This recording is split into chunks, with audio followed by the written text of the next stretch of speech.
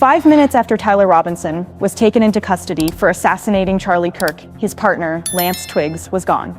Vanished.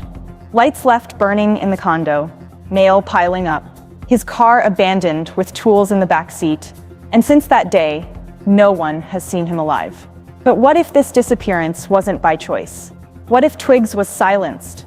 A chilling theory points to a radical underground network, dubbed Antifa, accused of grooming Robinson, then tying up loose ends when Twiggs became a liability.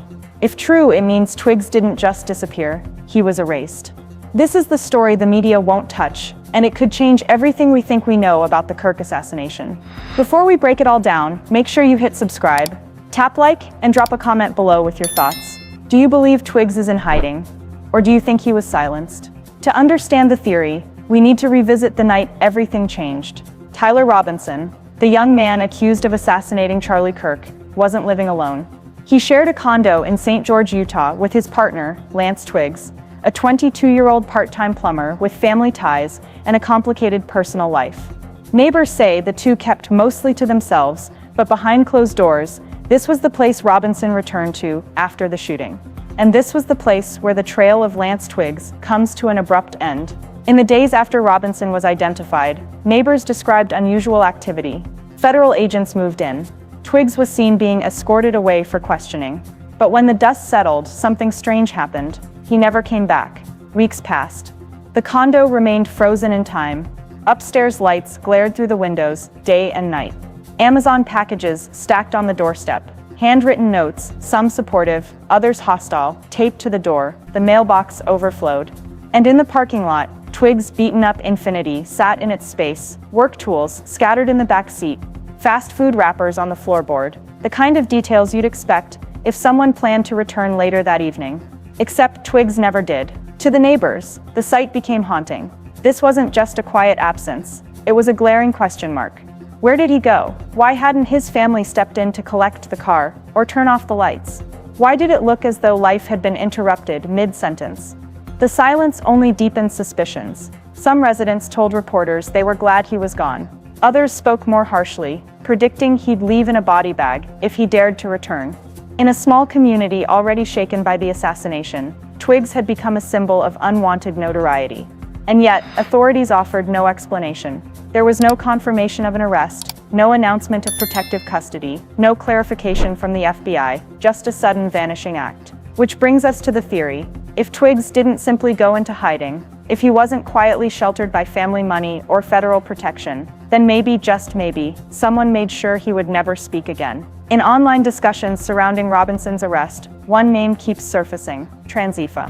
The term has become shorthand for a loose, radical network, often described as an offshoot of Antifa, but with a sharper ideological focus. According to those who study extremism online, this faction thrives in digital shadows, anonymous forums, encrypted group chats, and back-channel networks that feed off rage and chaos. The theory is simple, but chilling. Robinson wasn't acting alone. He was groomed, guided, and eventually pushed into carrying out the assassination of Charlie Kirk by individuals connected to this underground movement. If that's true, then Robinson wasn't just a lone gunman with a personal vendetta. He was the blunt instrument of a much larger operation. And here's where Lance Twiggs becomes critical. As Robinson's closest companion, Twiggs would have seen what most people didn't: the late-night online conversations, the sudden changes in mood, the unexplainable sense of paranoia that seemed to grip Robinson in the months leading up to the shooting. He would have known if Robinson was being influenced, pressured, or even threatened. In this theory, Twiggs wasn't just a bystander, he was a liability.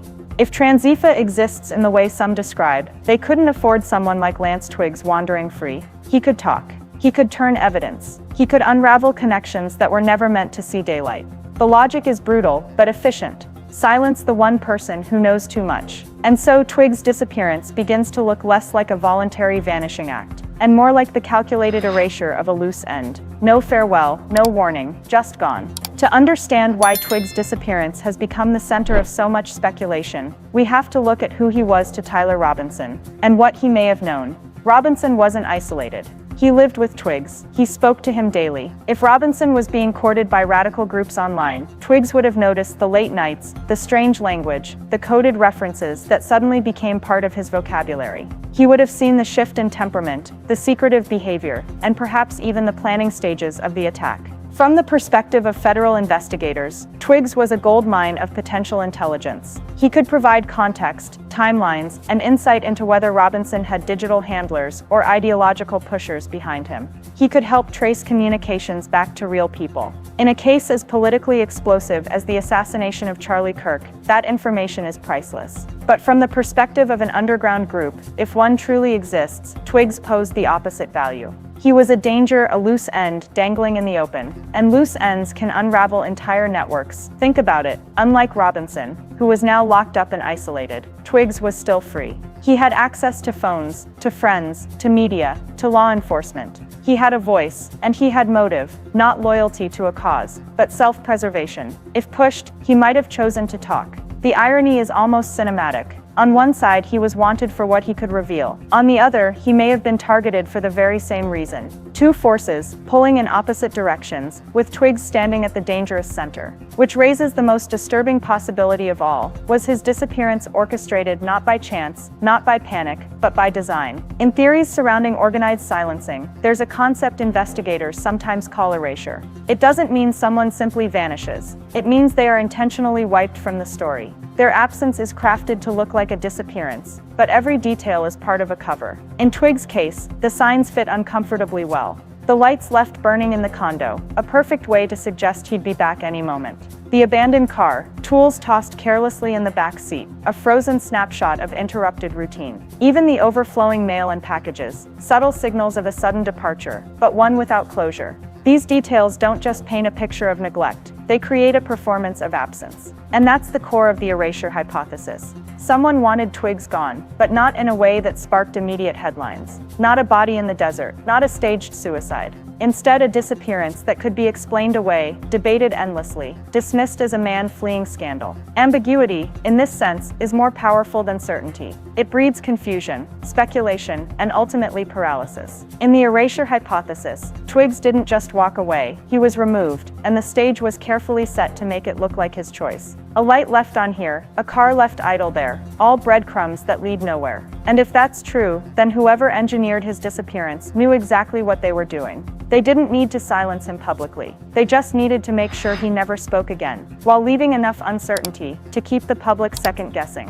Which begs the question, who benefits from this kind of vanishing act? And why has the silence around Twiggs lasted this long? When a disappearance happens in plain sight, many people instinctively look to the most powerful player in the room, the federal government. And in the Lance Twiggs mystery, the FBI's shadow looms large. We know agents moved quickly. After Tyler Robinson's arrest, they swept into St. George, Utah, questioned Twiggs, and then, silence. No official statements, no mugshots, no charges. Just a man who walked into federal custody and never walked out again, at least not publicly. One theory suggests the FBI saw Twiggs as a material witness, someone who had information vital to the Robinson case. His communications, his knowledge of the days leading up to the assassination, even the conversations that happened after the shooting. All of that would make him indispensable in piecing together a larger conspiracy. In this scenario, Twiggs isn't missing. He's being kept out of reach, sheltered in a safe house, his life upended for his own protection. But there's another, darker version. In that telling, the FBI isn't shielding Twiggs, they're silencing him. Because if Twiggs knew more than just Robinson's movements, if he had names, groups, or online networks tied to grooming Robinson, then his testimony could implicate more than just one man. It could point to organized cells, ideological handlers, maybe even foreign actors. And here lies the dilemma. Do federal agents reveal Twiggs and risk igniting a storm of political fallout? Or do they keep him buried in anonymity, where the questions can't touch them? Some believe this is exactly why the FBI has remained silent. Not because they don't know where Twiggs is, but because they know too well, and they've decided the public shouldn't. Which raises an uncomfortable thought. Is Twiggs a protected witness, or a suppressed liability? And how can we, on the outside, ever know the difference? If the FBI theory points upward to government secrecy, the Antifa theory points sideways, to shadowy networks operating outside the law, but with enough reach to manipulate and dispose of people. According to this line of thinking, Tyler Robinson didn't act in a vacuum. He was groomed, nudged along, drawn into extremist echo chambers that thrived in the dark corners of online forums and encrypted chat groups.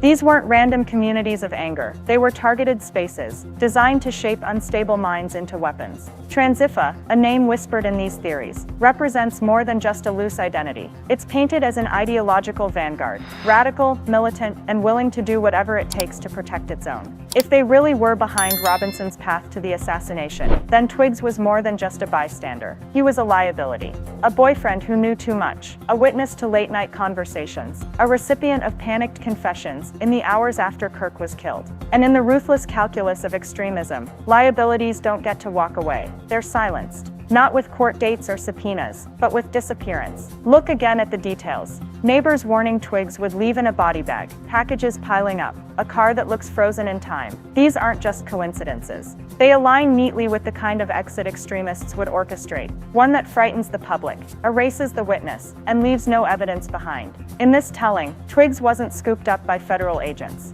He was swallowed whole by the very network that allegedly groomed his partner to kill. And if that's true, then his silence is not voluntary, it's enforced. Which brings us to a chilling possibility. If Antifa ties really do exist, then Twiggs' disappearance isn't the end of the story. It's proof that someone is still tying up loose ends. Whenever someone vanishes in the wake of a crime this explosive, the question surfaces, were they running from guilt or from danger? Lance Twiggs sits right on that razor's edge. On one side, there's the theory of complicity. In this telling, Twiggs wasn't just Robinson's partner. He was an accessory. Maybe he knew about the plan ahead of time. Maybe he offered shelter afterward, helped Robinson regroup, even delayed law enforcement by staying silent. Federal law is clear. Failing to report knowledge of a major crime isn't just immoral, it's criminal. If this theory is true, Twiggs wasn't erased by outside forces. He vanished because he had something to hide, but the other side paints a different picture. Twiggs wasn't complicit. He was overwhelmed.